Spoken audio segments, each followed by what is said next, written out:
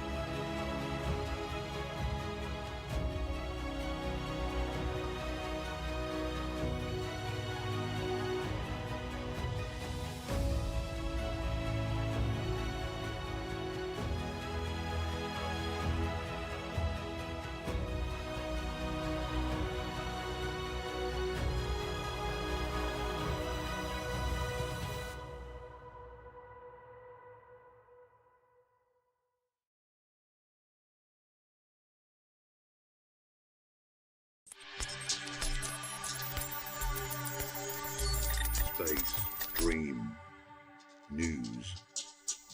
Aerospace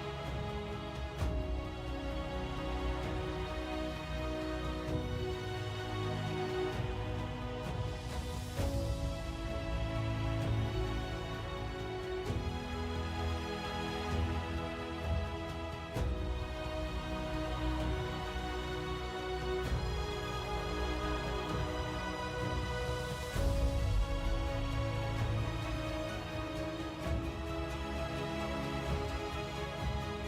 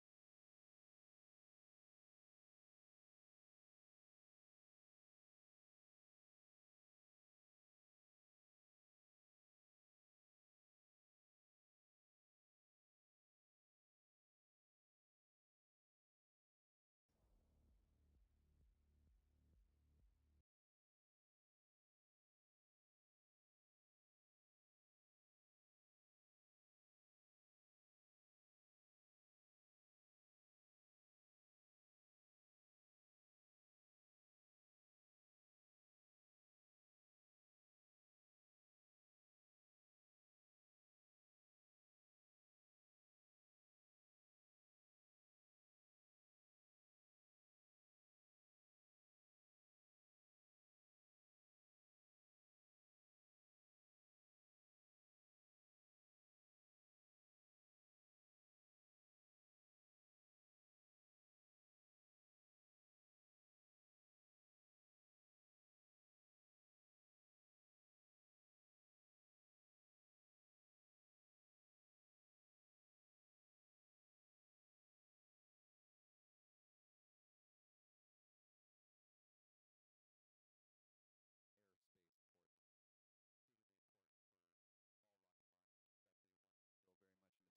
all rocket launches, especially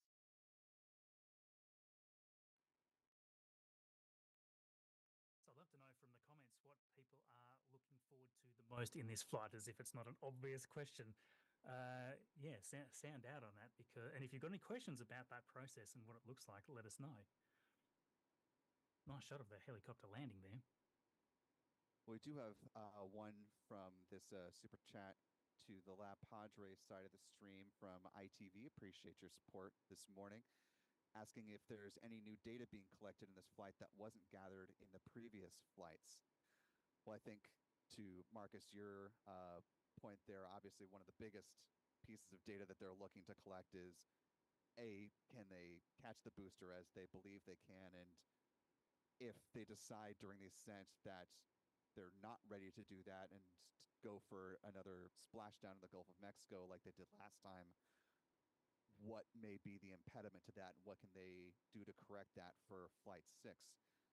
Is there anything else that kind of stands out to you, Marcus, from a data gathering standpoint that you're, if you were SpaceX, really wanting to know and learn about this particular mission?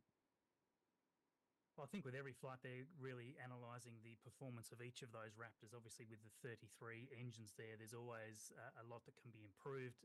We had an engine issue with one of the with the last flight, obviously, but it didn't cause any impact. There's no problem. There's plenty of margin with the 33 engines they've got there. So if we see an engine or two out, it's no big drama. They can still do the mission. Although I would assume that any engine issue anywhere is probably going to abort their attempts to catch. especially if it's an inner engine, of course. So what happens with the landing? The inner set of engines will light back up, not the outer 20. The ring of 20 only fire for the ascent, and that's because each of those 20 has got a quick disconnect on the outside, a connection point that feeds in the spin-up gases for it to fire up. After it's launched, they can't fire it up again. So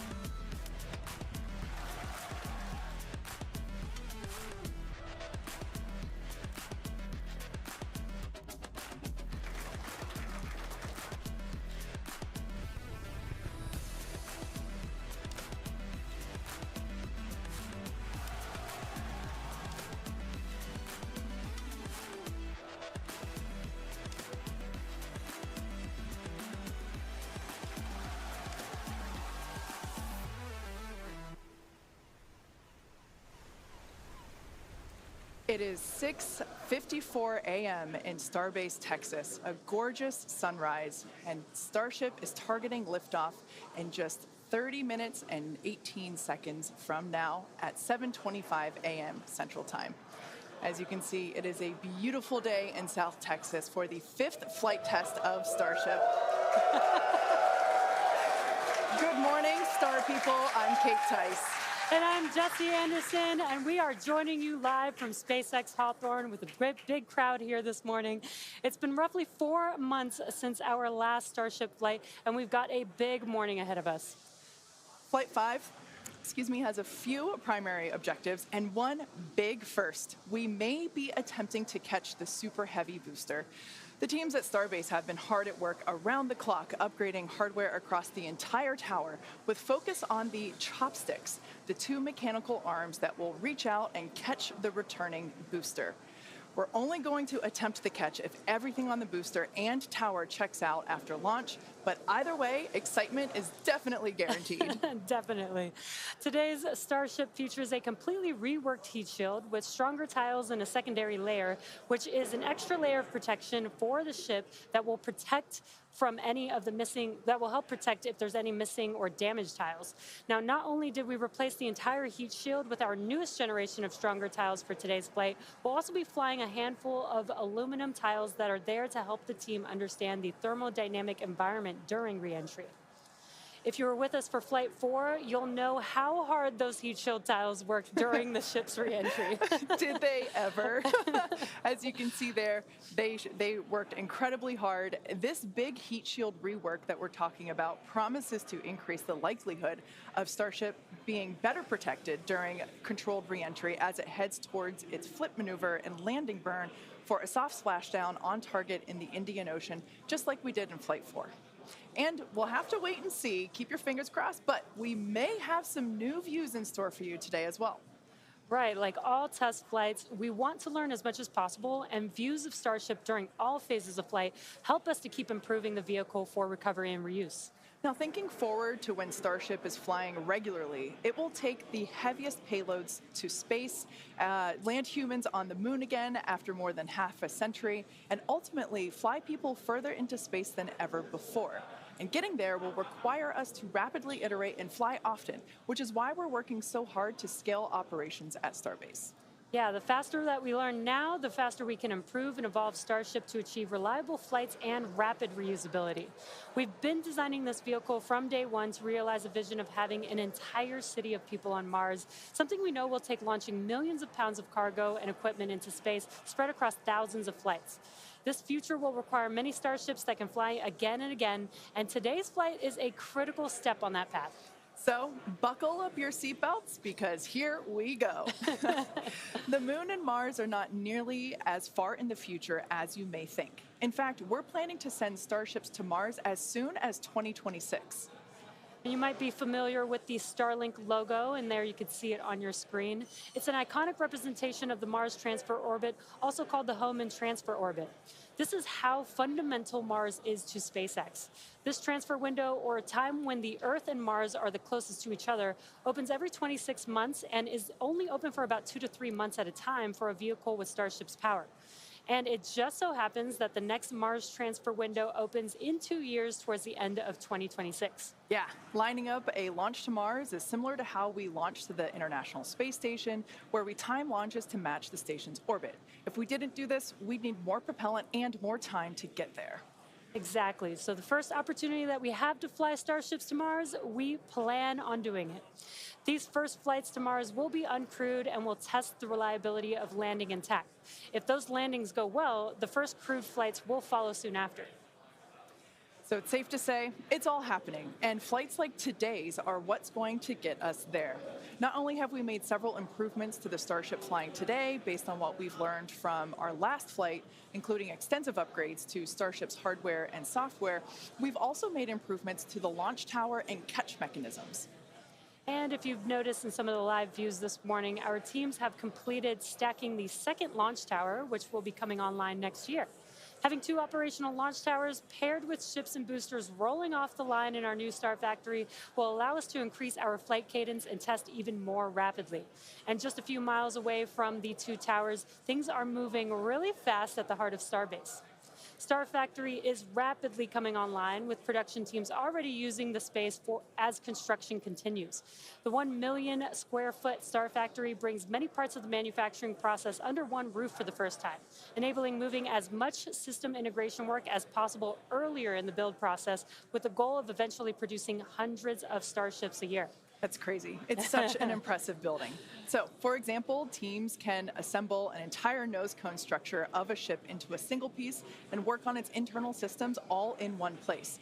So if you're working on Starship and you have a question about the steps that you're working that happen before or after yours, instead of having to leave the building and go and find the person or the team with the answer, or waste time sending an email and waiting for their response, odds are you're right next to that person or team, and now you're working right alongside them, so you don't have to wait for a response. Yeah, exactly. It makes it a lot more efficient and faster to communicate. So not only are we rapidly iterating on these spacecraft themselves, but we're also innovating the way that they're made. It's almost too much to keep up with. We're also posting updates on our account on X. If you can't keep up, that'll help you. So if you don't already, make sure that you follow us at SpaceX on X. And I have a feeling it's going to get pretty busy. Oh, that is definitely an understatement. And it's definitely going to be very exciting today. So with that, let's meet today's Starship on the pad. Starship features 2 major parts: the ship, which has 6 Raptor engines, and the Super Heavy booster, which has 33 Raptor engines. The current iteration of Starship is essentially an experimental vehicle flying for development. With a few planned upgrades, Starship will have 3 times the thrust of Saturn V, plus the added benefit of full reusability. Starship 2 will be capable of carrying more than 100 tons to orbit, and Starship 3 will be able to lift more than 200 tons to orbit. The amount of mass we're able to launch per rocket is crucial to creating a self-sustaining city on Mars.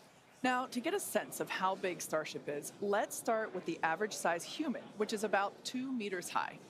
Towering over our average human is the length of the Millennium Falcon, which comes in at 35 meters. Our Falcon 9 rocket, with the payload fairing attached, is double the size of the Millennium Falcon, standing at 70 meters. And nearly twice the size of that is the fully integrated Starship at 121 meters tall. The ship itself is about 50 meters tall, and the Super Heavy booster alone stands about 71 meters. And even crazier, eventually the ship and booster will get even taller with future design iterations. Can't imagine it being taller than that. Starship's first stage has a diameter of roughly 2.5 times that of Falcon 9, and with 33 much larger Raptor engines, which you can see there on your screen. Moving up the vehicle, the ship features 6 Raptors, 3 sea-level engines, and 3 vacuum engines, which are optimized to operate in the vacuum of space. The ship is designed for vertical takeoff and landing on any hard surface, like the surface of the moon. The ship is also outfitted with 4 flaps to help aerodynamically control the vehicle's attitude during atmospheric flight and enable a precision landing. To reach full reusability, ship must survive entry not just once, but over and over again. It took the teams at SpaceX about 3 years to develop the heat shield on Starship, and development for improvements is still ongoing.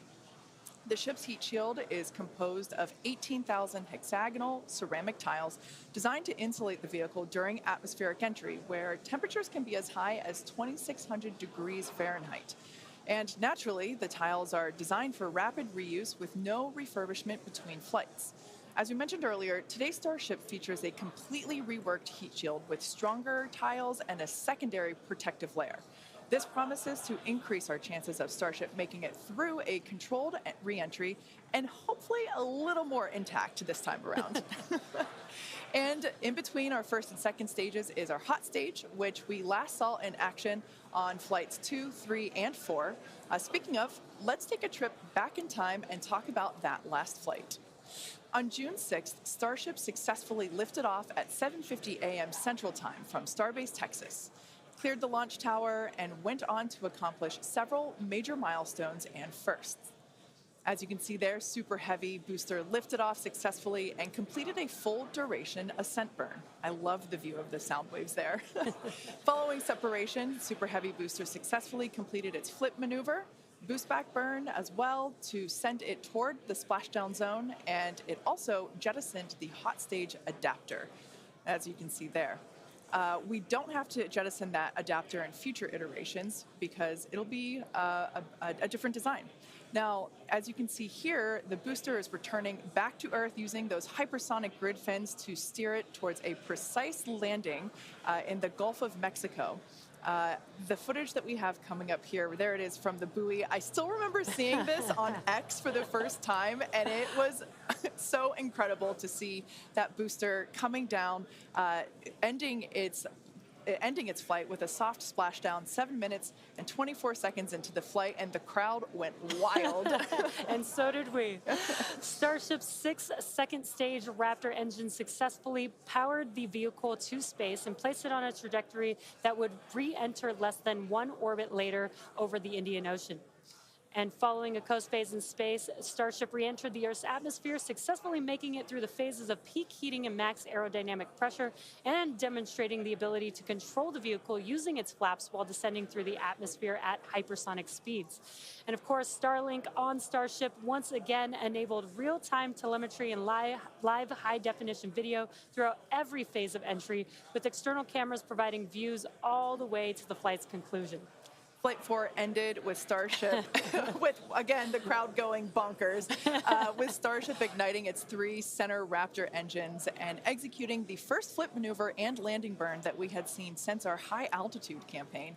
And that was followed by a soft splashdown of the ship in the Indian Ocean 1 hour and 6 minutes later. And we were all glued to the monitors watching the little flap that could the whole way down. Seeing the landing burn and splashdown was an incredible moment for the entire SpaceX team, and we'll be looking out for many more of these incredible moments today. All right, so while today's mission profile is similar to Flight 4, we got a couple new test objectives, including catching the booster back at the launch tower. In about 18 minutes from now, Super Heavy will ignite its 33 Raptor engines and lift off from Starbase. A little more than 2.5 minutes into flight, the Super Heavy booster will separate from the ship in a hot stage separation. After that separation, the booster will perform a flip maneuver followed by a boost back burn.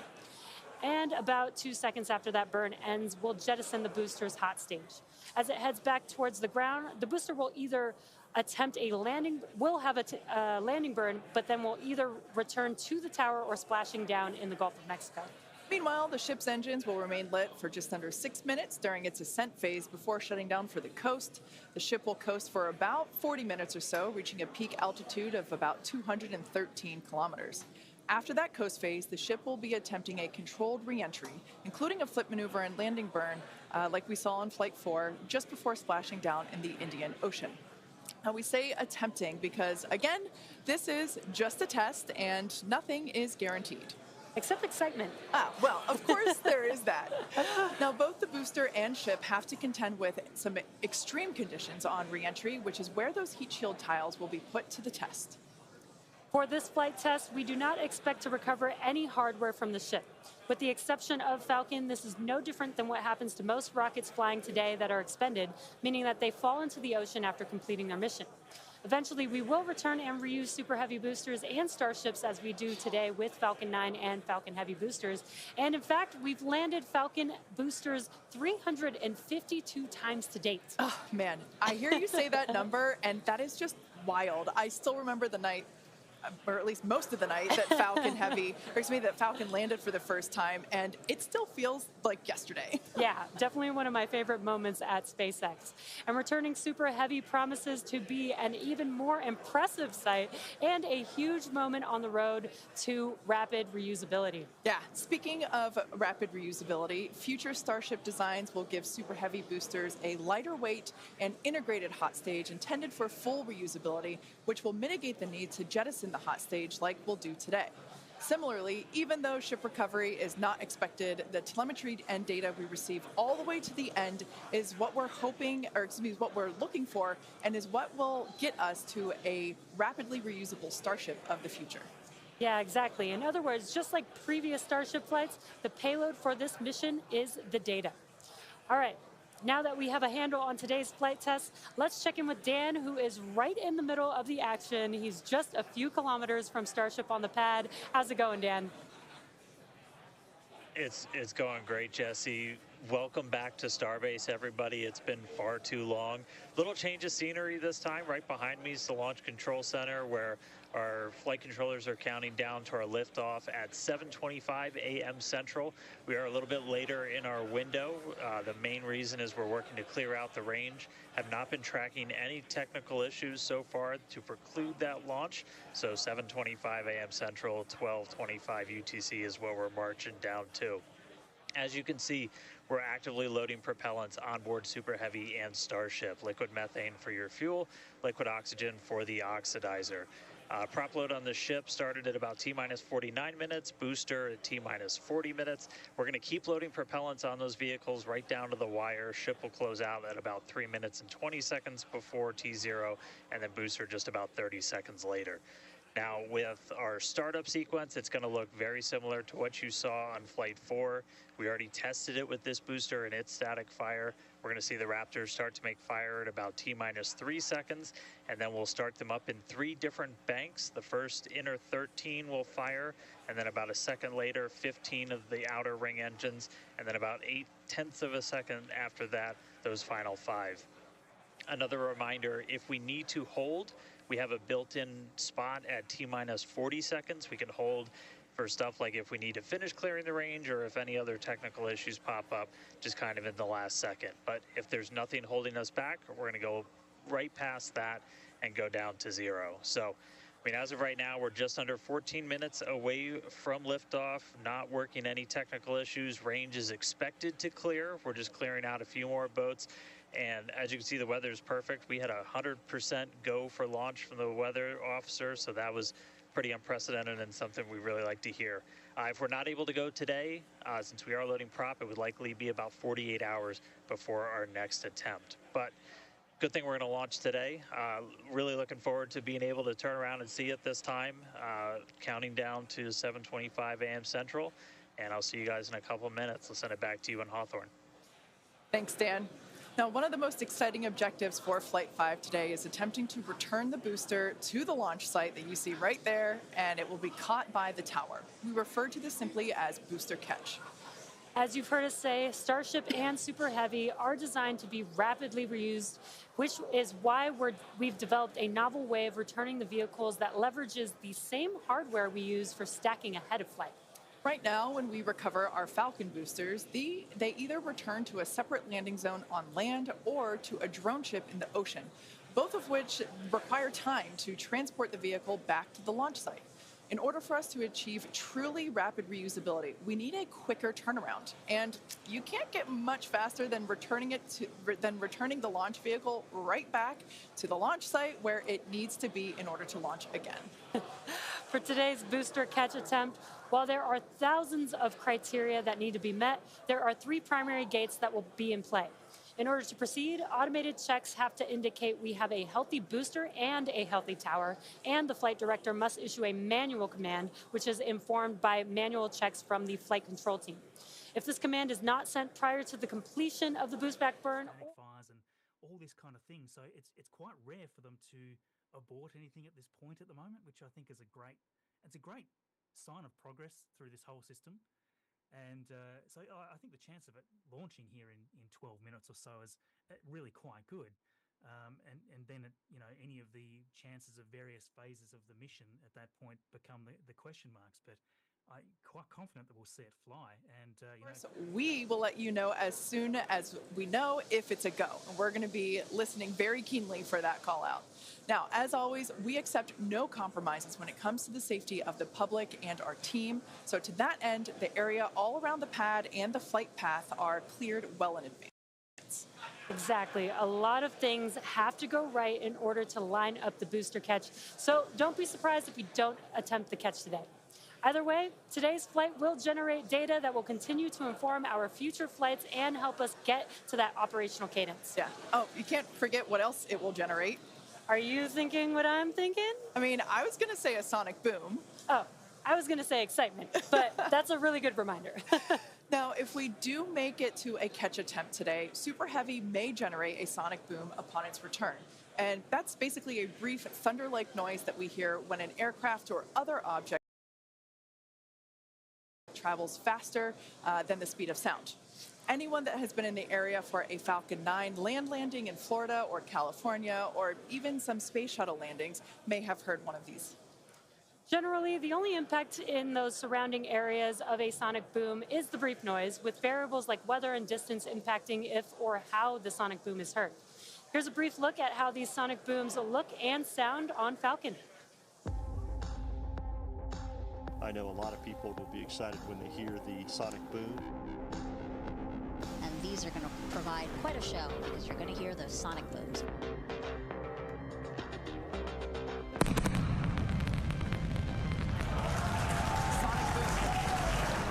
Booster landing leg deployed.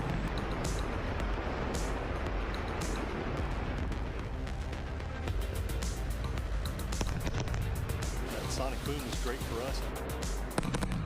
That thunderclap broke the sound barrier.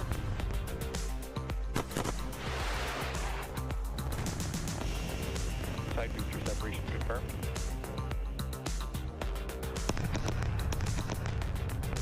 Just heard the two sonic booms here in the room. Booster landing confirmed.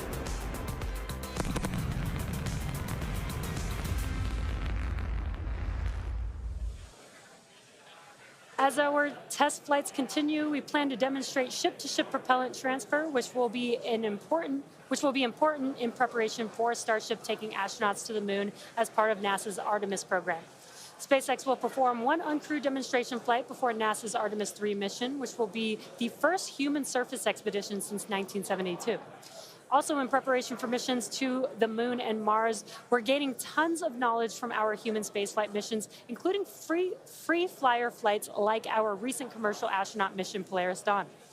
Polaris Dawn was the first of up to 3 missions in the Polaris program, which is demonstrating new technologies, conducting extensive research, and will culminate in a flight of Starship with humans on board.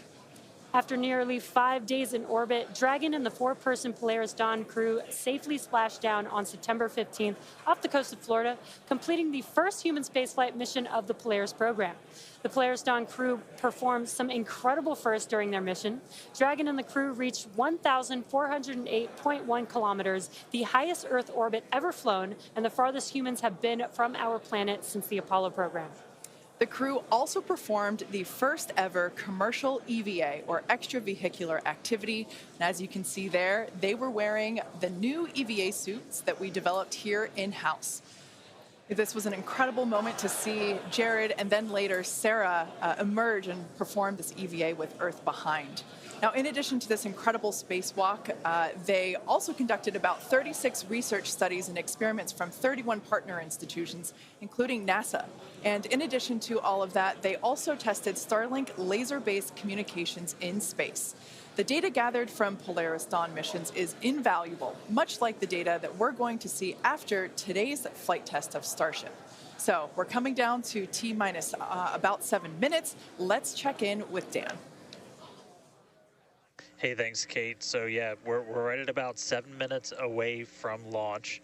The main thing we are still working is that range clear. Again, we have to make sure boats, airspace, everything is cleared out of the way for our ascent corridor, basically the Gulf of Mexico, where we're launching through before we can actually launch. And so we're working on clearing out just a few more boats. We do have a window, remember.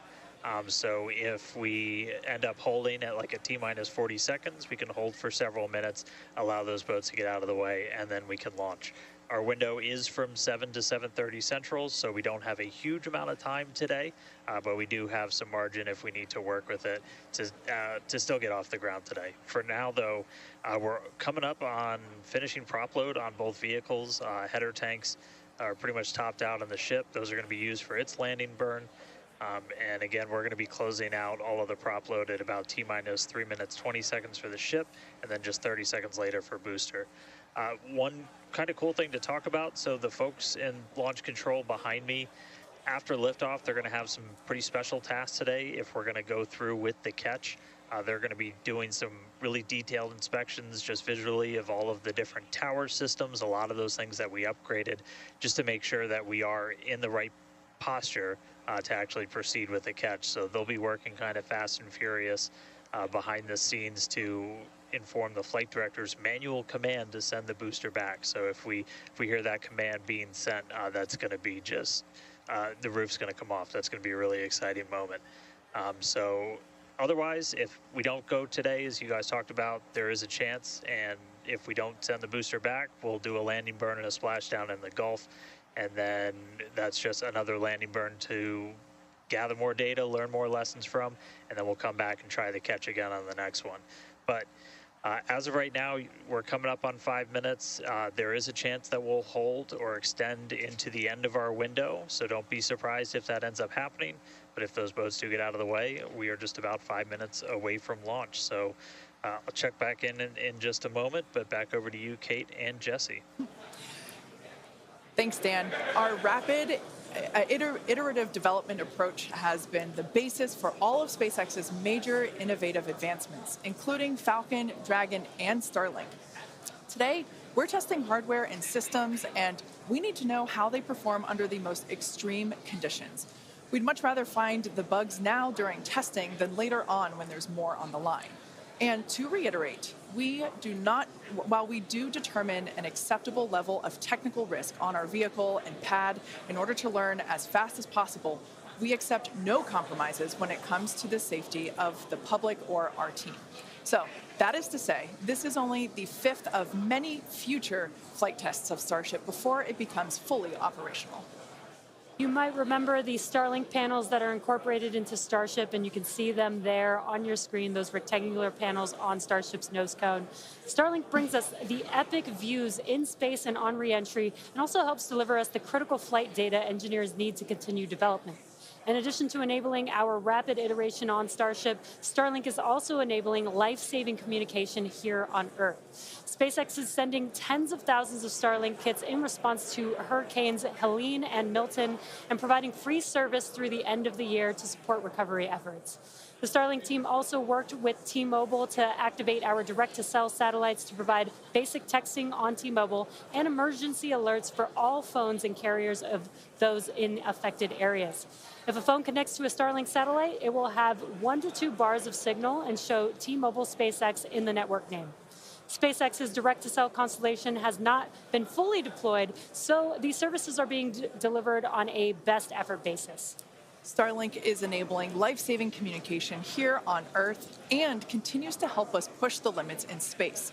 In the short term, by providing great views and real-time data on our next few flights, particularly through re-entry, which historically is a blackout period for all communications.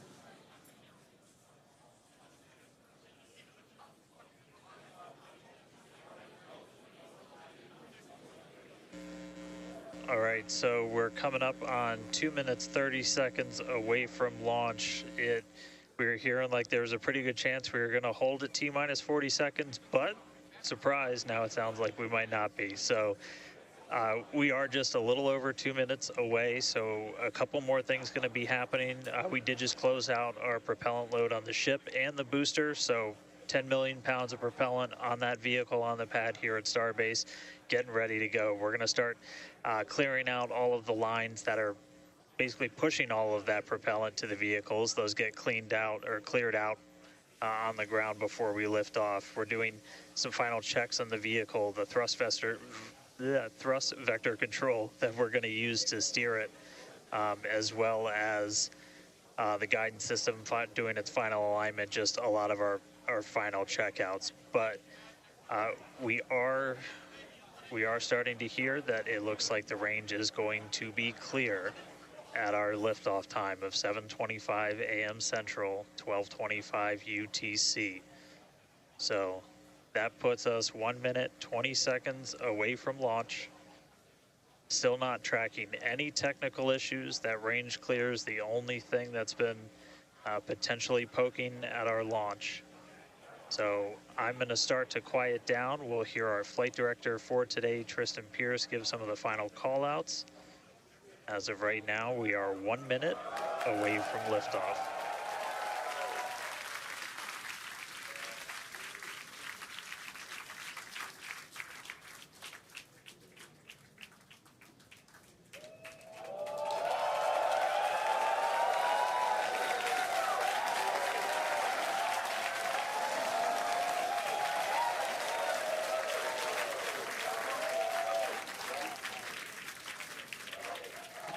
Flight directors go for launch.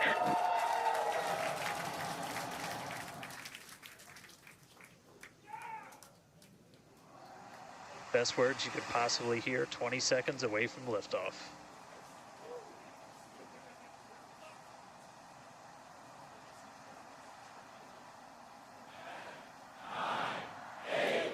T-minus 5, 4, 3, 2, 1.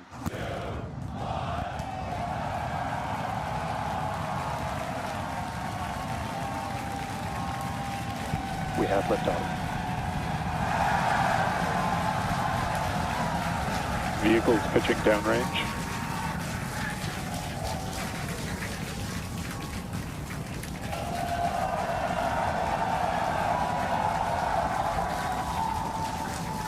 Booster after chamber pressure nominal.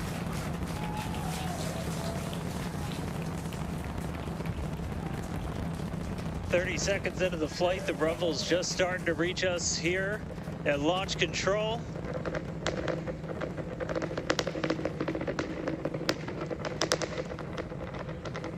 Booster and ship, avionics power, telemetry nominal. 33 Raptor engines.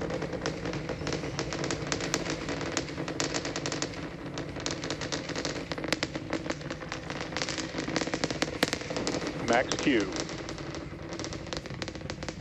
Now pass through the maximum aerodynamic pressure, the most stress the vehicle's going to see on the way uphill.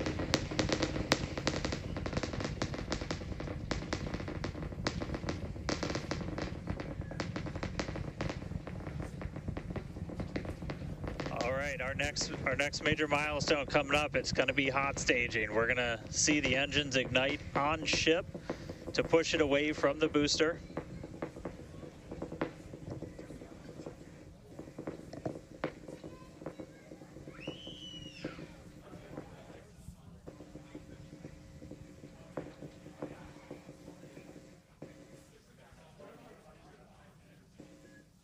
All right, so hot staging is going to be the next thing coming up. First, we're going to see the booster's engines start to shut down, all but 3. We're going to do what's called most engines cut off instead of main engine cut off, because 3 are going to keep going, and then we're going to see the engines on ship ignite.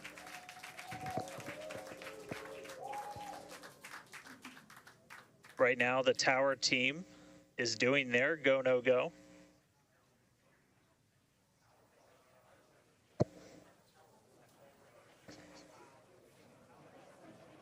And we might hear some really good words soon, too. All right.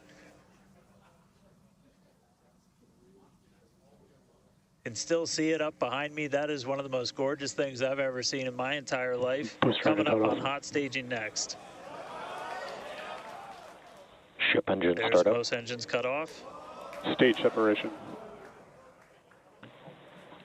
Booster Stage separation, Startup. hot stage separation confirmed. Ship under its own power. I'm seeing 6 out of 6 Raptors lit. Hopefully I got a booster on the way back to me. I'm going to send it to you guys in Hawthorne. Oh man, that was absolutely incredible. I loved how the crowd Chamber pressure is nominal. crowd here in Hawthorne all went ooh at that first view of the blue flames from the booster. As you can see there, first stage currently performing, or excuse me, is now making its way back to the launch site. Again, we are... Ship avionics power and telemetry nominal. The booster and the tower are both performing automated checks to make sure we are go for the booster to return to the launch pad for that catch. And once those are complete, the flight director... Booster, boost back burn, shutdown. Flight directors go for booster return.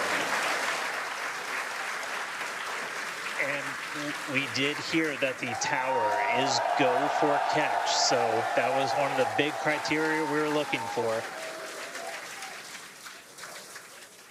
This view We'll here... wait to hear that the go for catch has been sent. Beautiful view here from the ship. And so exciting to hear that we got a go for booster catch. That means it's going to be a really exciting morning. Again, the booster is making its way back towards now land in order to make that catch attempt in the tower. So incredible to see these views. You can see the ship on the right-hand side of your screen. All 6 Raptor engines are under full power. Once again, the booster is making its way back to the launch site. We are going to try and catch it using the chopsticks on the launch tower, the exact same tower that it just launched from just, wow, 5 minutes ago. Yeah, and the booster... Starship on nominal Guys, trajectory. I can confirm the command was sent for the booster to come back. That is incredible. So I'm looking news. up right now. It's pretty much right overhead of us, and we can see it starting to come down. I can't wait for us to hear the sonic boom through Dan's mic. Right. That is going to be incredible. It was so cool to hear the liftoff. And so once again, it's successful on-time liftoff of Starship Flight 5. The ship has separated from the booster. The booster is there on your screen. It is making its way back to the launch site. We are going to attempt the catch using the chopsticks. We did hear the confirmation that the command was sent to the tower. We are go for catch. And in order to... And guys, we should just be about 30 seconds away from our landing burn. It's going to happen in 3 phases. We're going to land 13 engines, burn off all of that velocity. Oh, we can see it coming down through the plume. Booster coming in hot for booster catch. We're going to ignite 13 of those Raptor engines, and this view is incredible right now. You can see how fast this vehicle is moving on the left-hand screen. Landing burn has been ignited. We're now down to 3 Raptor engines. We can see those chopsticks now in view.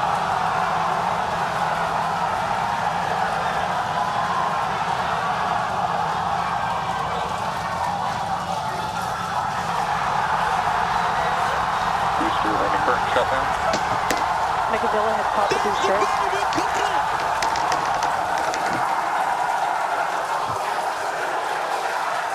This is absolutely insane. On the first ever attempt, we have successfully caught the Super Heavy booster back at the launch tower. What an incredible view! Are you kidding me?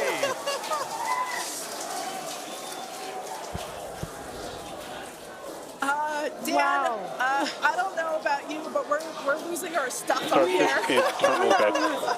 Guys, I'm sorry. Like, even in this day and age, what we just saw, that looked like magic. Wow.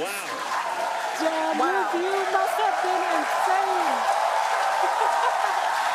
We are still going wild over here over this. Folks, this is a day for the engineering history books. This is a live view of the Super Heavy booster as it has just been successfully caught back at the very same launch tower that it just came from. Dan, I love this. You are reflecting exactly what everybody else here in Hawthorne, except maybe a little bit more because you got to see it with your own eyes. How was that? We got it. Well, I mean, I can't even describe that. Oh, by the way, main engine cut off, ship's in orbit, but I am like shaking right now. That was. Yeah, this is not, yeah, I mean, let's check in on ship. It's hard to believe that. Starship nominal orbit insertion. All right, exciting news there. It's hard to believe that, booster isn't the only excitement that we have today. Just confirmation there, a gorgeous view of planet Earth behind the ship. Saved. And it is now in the orbit that we expected it to. This is just an incredible day. Live views there as the booster vents, some pressures there. That is a live view from the top of the tower looking at the chopsticks. I am still in disbelief. I'm trying to catch my tears just like the chopsticks caught the booster.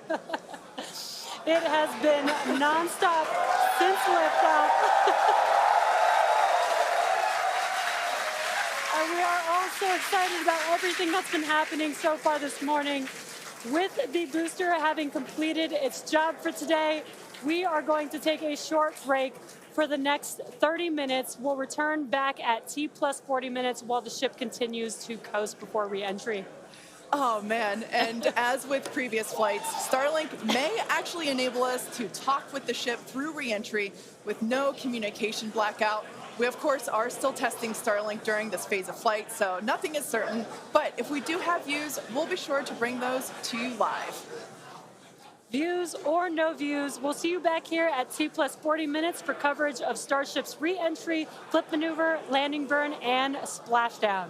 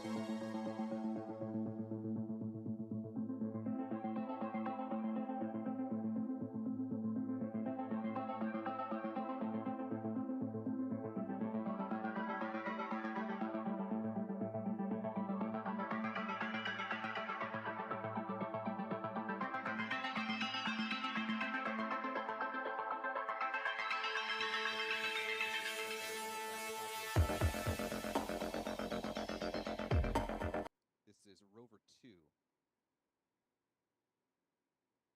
This was staged, as you can see, with Hopper in the foreground. Oh, wow. A nice bit of circular history here from the first to the present.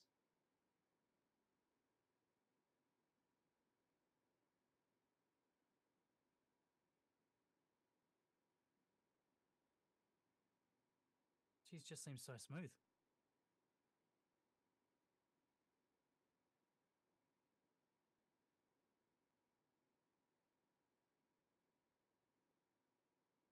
Stephen, if you haven't already, let's go ahead and cycle this through again just to see that one more time, because we've got a nice angle on the chopsticks in this camera perspective.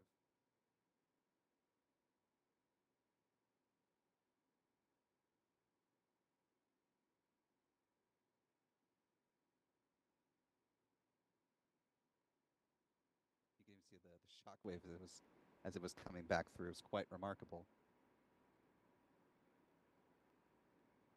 Yeah, sure is.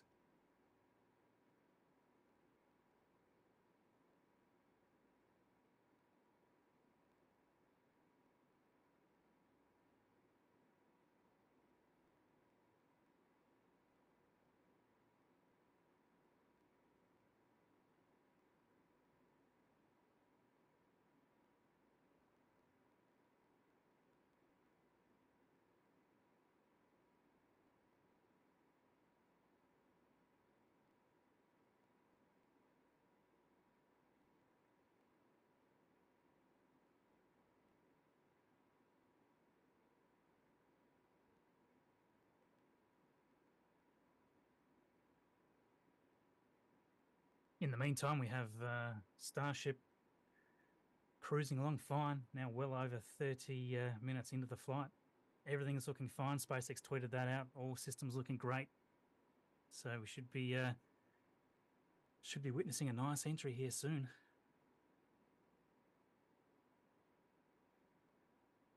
Yeah, we're poised for the next part of the show here, and really getting a nice visual cavalcade of images from what you're seeing right here now live from the Starship upper stage. Just taking a look more closely, it doesn't appear as though any of the tiles are missing. Marcus, I'll let you be a second pair of eyes. Yeah, tell me if I just see something I'm not. Interestingly, here in front of the camera view, you'll see there's a couple of indented tile spots. You see two of them. I think there's actually three. But there, I believe the test tiles, I pointed them out in our video yesterday, but you'll see under there's three discolored tiles that look more grey. If you look closely, They're test tiles as well, and this is all those are on the payload bay area, so it's unpressurized. If they burn through, it doesn't really matter. So they've used those spots and spots at the bottom of the vehicle as little test spots to see if different versions of the heat shield will work, or a lack of a heat shield will burn through fast. All these sorts of things that they can test on these areas of the vehicle that don't that sort of aren't mission ending. You know, if it burns through in the payload bay, no big problem. If it burns through at the aft section there, just behind the engines, no problem either. In fact, they're not going to use the Raptor engines, the vacuum engines again on this vehicle, right? There's no deorbit burn here. It's already on a trajectory that's going to re-enter. So the only engines that are going to fire up are the 3 sea-level engines for the touchdown. So even if there's a burn through that takes out one of the vacuum Raptors, it doesn't matter. So they're using that opportunity to test different configurations of the heat shield tile, I believe. So yeah, a few people have pointed out, oh, there's tiles missing there. So no, they're not missing. They're just different ones. There's 6 of them. There was a nice close-up from Starship Gazer on that particular shot. If you want to check out his feed on X there's a great shot of exactly that spot. I'll definitely take a look at that. Now, T plus 37 minutes, 19 seconds and counting on the SpaceX feed. 37 minutes, 32 seconds in real time. We are closing in on the beginning of entry now, just a little more than 10 minutes away. Stephen, I know that we're still very much in the middle of this mission, and it's almost like asking who's going to run in 2028 for president when we're, still casting votes in 2024. But thinking ahead to Flight 6 of Starship now, given that this very critical milestone seems to be about as successful as SpaceX could have wanted it, how do you think they're now thinking about the possibilities available to them in Flight 6? Since, there was a time around Flight 4 where they were thinking this catch would happen Flight 6, now would be that big push forward then. Do you think, possibly a relight of the Raptor engine on orbit is in order? Or do you think we're maybe going to see them try to put a payload on?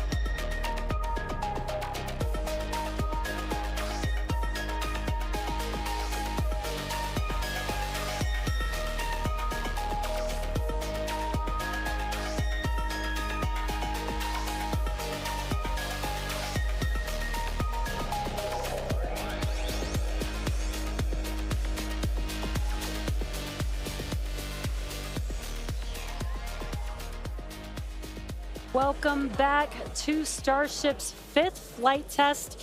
It has been an exciting day so far. Even the crowd here is still so excited.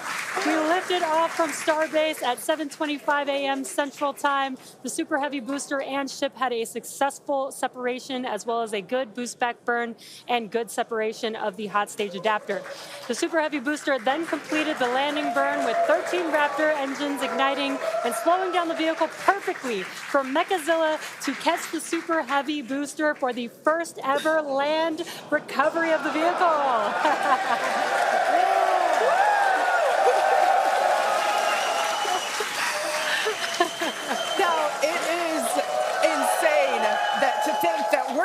yet.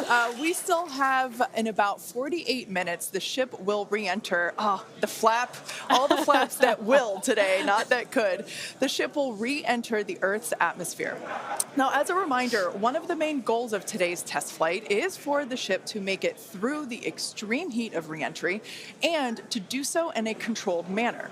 We learned a lot about this phase during Flight 4 and, as a result, completely reworked the heat shield, but more on all that in just a minute.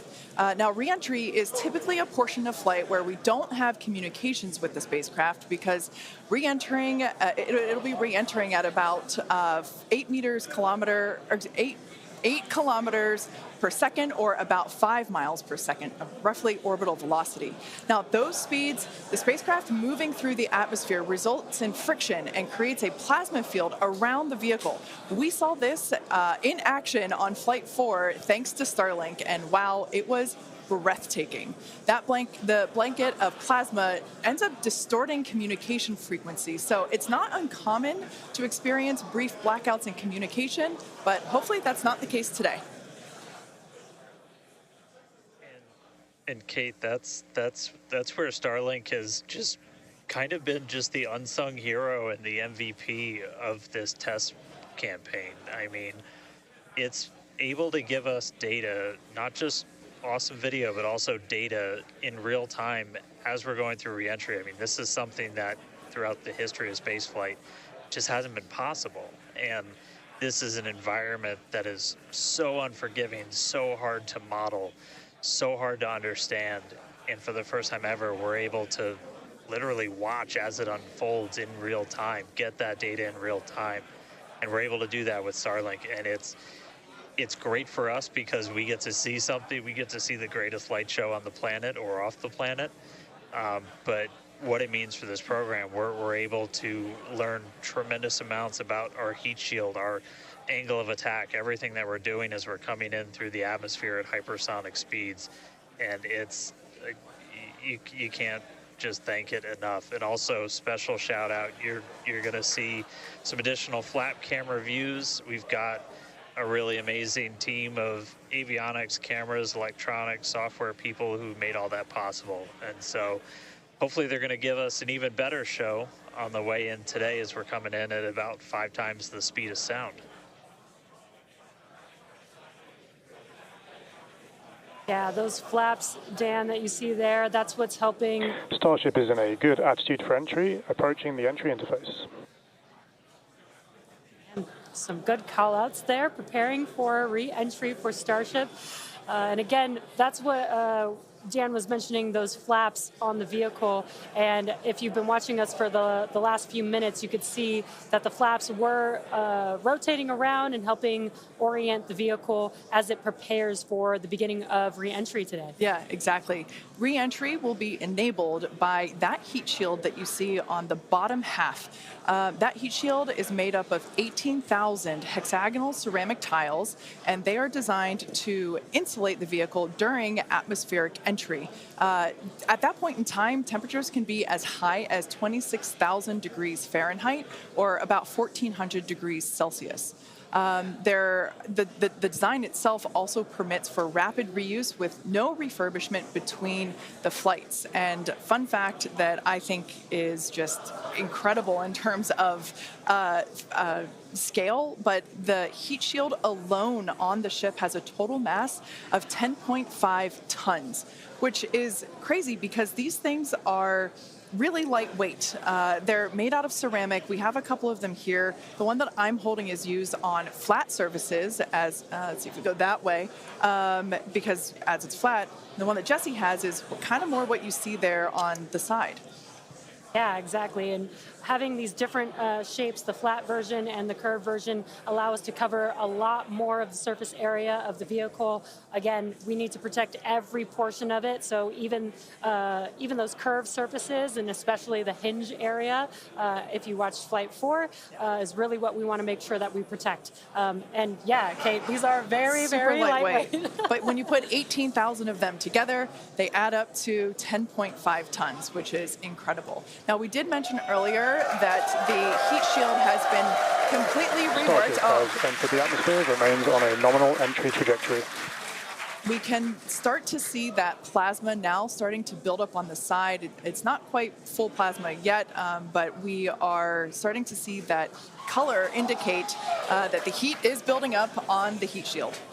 Yeah, this is such a cool sight to see because you really never really have gotten to see this live before flight 4. Yeah, and as Kate mentioned, it's getting a little more red, as you can see there on your screen. That means that heat is building up, but that's exactly what these heat shield tiles are there for, is to protect against this plasma and this really, really extreme heat that the vehicle is going to see for about the next 10 more minutes or so. Yeah, so the ship will attempt to light the 3 center Raptor engines, and those are the engines that can gimbal or maneuver or point, and they do that to help flip the ship until the engines point down so that it can land using the Raptor's thrust in the ocean. So that will happen after we get through this re-entry period. Again, now starting to see, and we also might start to see the flaps actuate a little bit here as the vehicle controls its roll during re-entry. That was one of the main learning points from Flight 3, was the roll control didn't work quite as well as we wanted it to. We learned that we needed some redundancies, so we added more roll control thrusters, and we'll see those in action as well today, as that was a Flight 3 learning that worked better on Flight 4 and still enabling that same design today. Yeah. Starship has passed through 85 kilometers altitude. Flaps now have control of the vehicle. Great call out, as Kate mentioned, the flaps are controlling the attitude of the vehicle. And I love these views because it looks so calm. Everything is relative, right? So relative to this camera on the ship, it looks so calm and smooth, but the vehicle is traveling extremely fast. You can see the speed on the bottom right-hand corner of your screen. Starship is designed to land on Mars where there are no runways or other humans to help out. So we also want rapid reusability. So we're doing propulsive landing instead of a more traditional means like parachutes. And so we will use the engines on this vehicle to help slow the vehicle down for a vertical landing. Yeah. Now, entry is going to basically happen in 5 phases. The first is low drag. That lasts for about 3 minutes. Next is high heating, and beginning when heating increases above the heat rate breakup limit. That lasts for about 10 minutes. We then have high dynamic pressure. Starship will continue to slow down and experience increased aerodynamic loads during that phase, and that will happen before reaching Mach 1, about a minute after. Starship is approaching the peak heating phase of entry, remains on a nominal trajectory. Okay, so that was phase 2 that he just called out, that I was mentioning. After peak heating is that dynamic pressure around Mach 1, and that will last about a minute after leaving the hypersonic area, and then we go into subsonic, and then, of course, landing burn. Wow, what an incredible view. The colors are so amazing, and the colors actually also tell you a little bit about the temperature that the vehicle is seeing as well. So I think that's pretty cool that we get this amazing live visual. Speaking of live visual, the flap, we have more views, more cameras on board Starship, as Dan mentioned a few minutes ago. We are hoping that all 4 flaps will stay more intact than they did last time. We did make some changes to the design in order to help enable Starship this. is now experiencing peak heating, remains on a nominal entry trajectory. Great news there that Starship is continuing along the path that we intended it to fly. You can keep track with how fast it's going and how high it is above Earth using the display that is there on the bottom right-hand side of your screen. And guys, this is where we're really going to see a lot of those improvements from Flight 4 really come into action. You guys kind of talked about, so it's called the static arrow. Those are kind of the poke out points on the flaps. Those get exposed to some pretty extreme heat environments, and so we added some additional, basically made it a lot more robust for the thermal protection there. And we learned not just from visuals and stuff like that. We had those missing tile tests on Flight 4 where we intentionally left some out, kept in some backup layers. They're called ablatives, which means they just gradually melt away to help dissipate the heat. And we've got an entire layer of ablative underneath the tiles on this Starship today. So even if you get a gap in a tile or a tile is broken, anything like that, we've got essentially backup options. And what we're really trying to do today is do an on-target landing. As we lost the flaps, you lose a lot of your control, and so we didn't land right on target last flight. This time we're trying to really nail the target within just tens of meters, and that'll just be a really huge step on feeling like we're closer to bringing a ship back. Obviously, there's a lot of work before we get there, but we just caught a booster. We're going to start looking real soon at when we can catch a ship. So the view on your left is as a helicopter passes by Dan, bound at Starbase. The view on your left is a camera that's positioned near the nose of the ship, looking basically down toward the flap. The view on the right is looking perpendicular to the flap. So we're looking basically bird's eye view onto the flap on the left-hand side, and then a worm's eye view from the side with that view on the right. Yeah, sorry about that, guys. Maverick just buzzed the tower. He might be coming back, so. Now, these views brought to us by Starlink. It's incredible that we have this high-definition capability. In fact, that view on the left... Starship is now halfway through the peak heating phase of entry, remains on a good trajectory. So great news there, hearing that we're about halfway through the peak heating phase. Like I said earlier, this lasts roughly 10-ish minutes. And we did hear earlier that the flaps have control of the vehicle, so also good news there. You know, it is incredible that we've basically had views the entire time. Right, yeah, thanks to Starlink. My memory did black out a little bit after booster catch, so I think we had views. But, you know, all through the coast phase, we had some beautiful views of planet Earth behind the ship as it was in its orbit. Yeah, and I also do want to point out on your right-hand screen, we've got a more encompassed view of the flap. As we watched in Flight 4, the hinge area was the area where we got a little bit of that burn through. This view, this new camera view on the ship, will help us be able to visually see more of what's happening in that area. And again, we have improved our heating tiles, and so hopefully we've protected the hinge a lot better this time. Landing chill has started.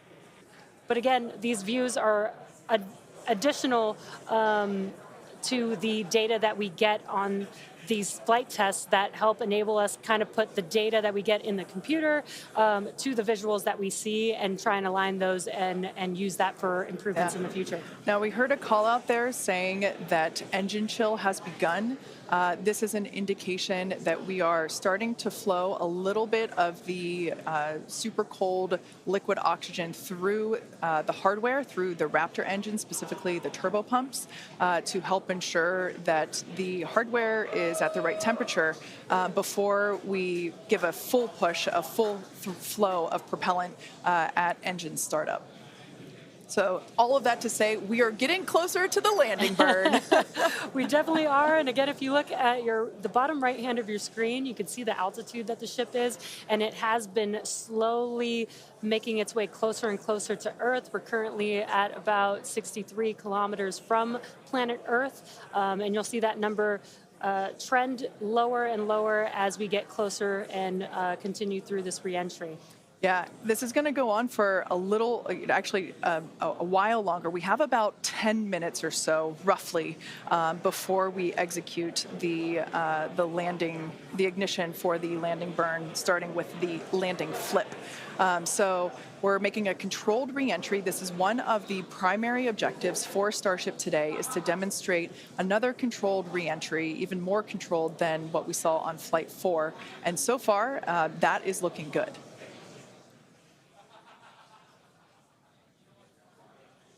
And then as we start to really get lower, we're going to start seeing the atmosphere's effects start to take place, and that's when we'll be dropping our speed down closer to the speed of sound. You'll see the flaps start to maneuver. We were able to do a landing burn on Flight 4, which kind of caught all of us off guard. It was pretty incredible after seeing the flaps survive through. And we're gonna try and do another one on this flight today. We tweaked it a little bit, so we're gonna try and splash down at a little bit of a gentler angle this time, instead of just kind of hit the water and fall over. And the goal with that is try and keep the ship intact, and then if we're able to then get some additional video of it, again, that's just more data. And everything we can see, everything we can get extra, like a couple extra seconds or minutes of data coming from the ship after Starship has splashdown. passed through the peak heating phase of flight, approaching maximum entry dynamic pressure. All right, we're through peak heating. Coming up is basically max Q part 2, where we're gonna hit kind of that part of the curve where we're still moving really fast and the atmosphere is just dense enough that we're feeling the most pressure, but hopefully we're gonna start feeling a little bit less heat now.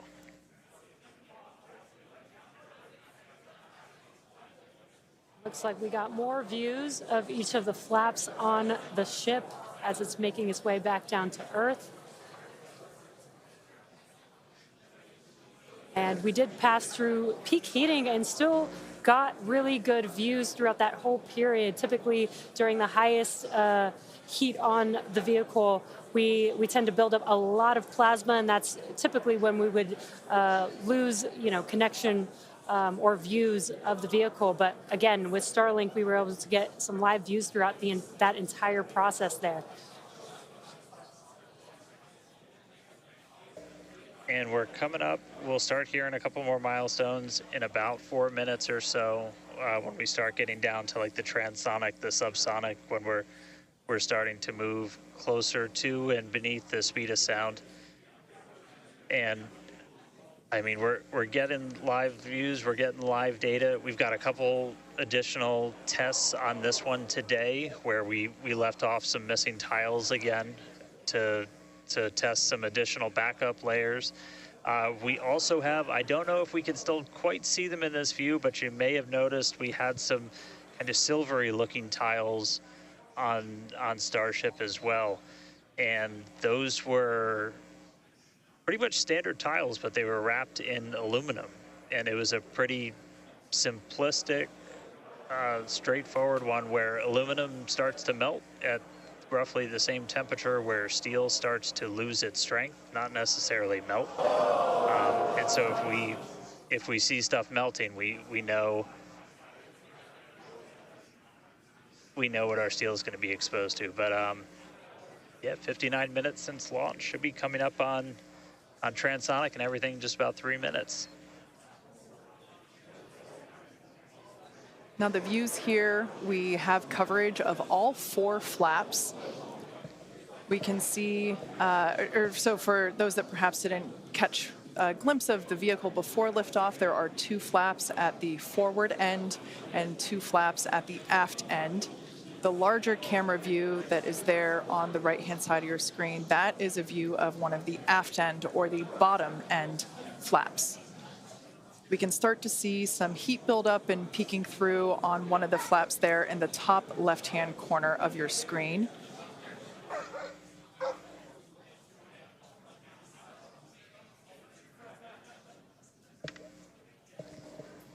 Once again, Starship now at T+1 hour and 9 seconds into its flight today, re-entering the Earth's atmosphere.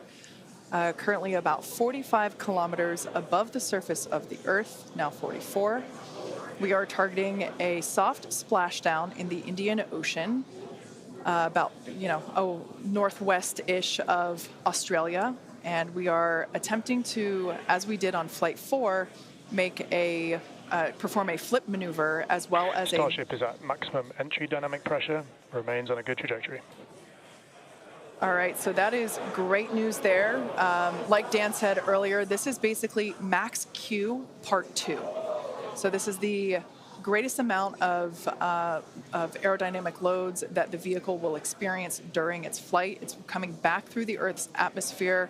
You know, it was above the Earth's atmosphere in space where there was no friction. We can obviously see heat as a evidence of that friction buildup. The atmosphere is actually helping to slow the vehicle down. If you're watching the telemetry in the bottom right-hand corner of your screen, you can see that speed decelerating rapidly.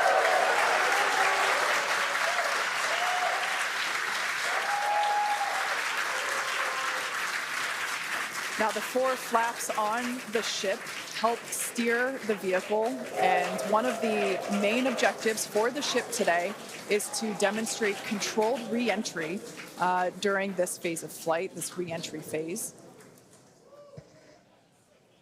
Yeah, and we have 6 engines on ship, but we only need 3 of them, the 3 sea-level engines. We will have that flip maneuver happen very close to touching down for splashdown. We'll do that flip maneuver, ignite those engines, slow the vehicle down immediately, and then hopefully have what we call a soft splashdown in the water. It's probably going to feel a little bit harder on the top of the surface of the water, but it'll look pretty gentle. Yeah, and like we said earlier, we hope to have some more views, even of that phase of the flight. So fingers crossed that we can we can bring those to you. We are hoping to splash down softer than we did last time on Flight 4. Right now, Starship continuing to make its descent back to planet Earth. Starship is at Mach 2, remains on a good trajectory.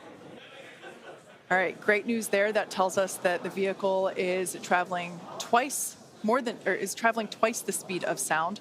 So we will then, the next call out that we'll hear is that it is, traveling about the speed of sound. And then we will hear a call out that that will be the call out that it is transonic. And then we will hear another call out saying that it is subsonic, meaning going slower than the speed of sound. Starship is transonic. There it is. So at this point in time, we say transonic because certain parts of the vehicle, like the flap that you see on your screen, might be experiencing airflow faster than the speed of sound, while other parts of the ship may be experiencing airflow. Starship is in the subsonic belly flop.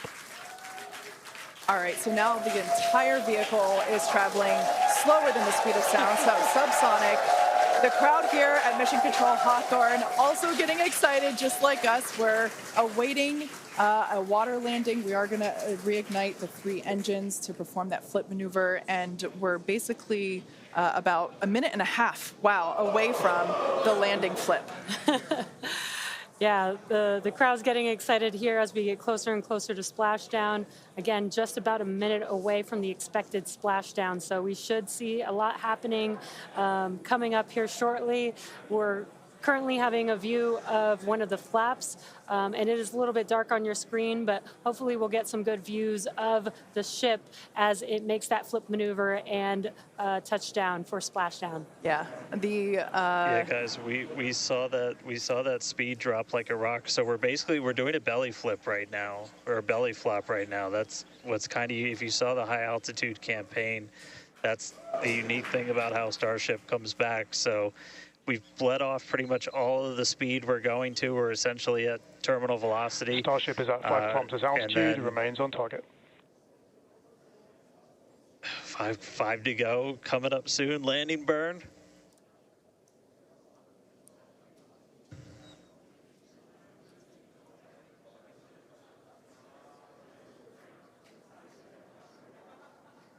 Two kilometers away.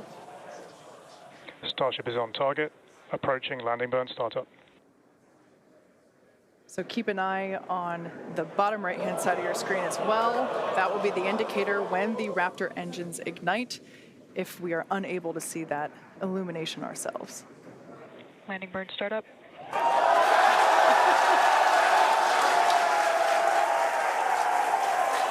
What a cool view of the reflection of that landing burn.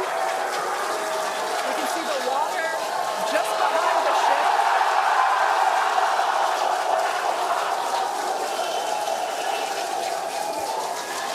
Starship has landed. An incredible view. I think it is safe to say we have a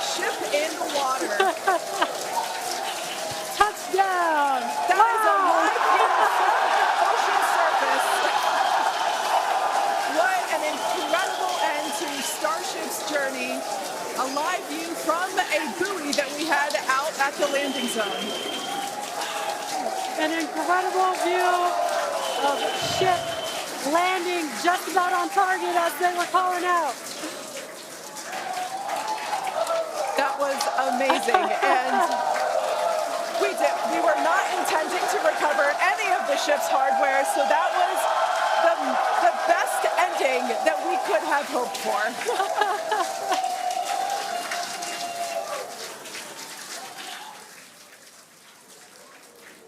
Man, I don't think we're going to be able to get a ton of extra video of the heat shield, but we hit the target. We hit the target. Yeah. I mean, we hit the target because we had these buoys placed in a pretty specific spot, so wow. What a day. I feel like that's what I get to say. What a day. I mean, everything started off today with that launch. We were able to lift off towards the end of our window, 7:25 a.m. Central Time. 33 out of 33 Raptors in the way uphill. Successful hot stage. Booster came back. We watched it come down right behind us. Watched it get caught. And that broke my brain for a while. I'm really happy we had coast for a bit, but that's first ever booster catch, major step on the way to rapid reusability. And ship just gave us one heck of a show, making it through a controlled re-entry this time, flaps intact, made it down to the water. Hey, Starships were meant to fly, and it sure as hell flew today. So let's get ready for the next one. Over to you guys. They were meant to fly, and they were also meant to be caught by Mechazilla. Yeah. It's been such an incredible day today. Congratulations to our teammates and to everyone who supported the Starship program. And thank you to all of our future customers for your support. And we'll also like to thank the people of Cameron County, Texas, as well as the Coast Guard, the Federal Aviation Administration, the Government of Mexico, and the Australian Space Agency.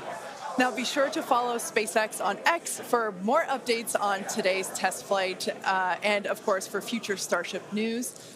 Today was amazing, but the SpaceX action isn't over yet. Soon Falcon Heavy will launch NASA's Europa Clipper, and we're also going to be returning Dragon back to Earth with NASA's Crew 8 astronauts. So congratulations again to the SpaceX team. What an amazing launch and an even cooler catch. Thank you for watching, but we're going to leave you with an awesome recap of what has been the most epic day.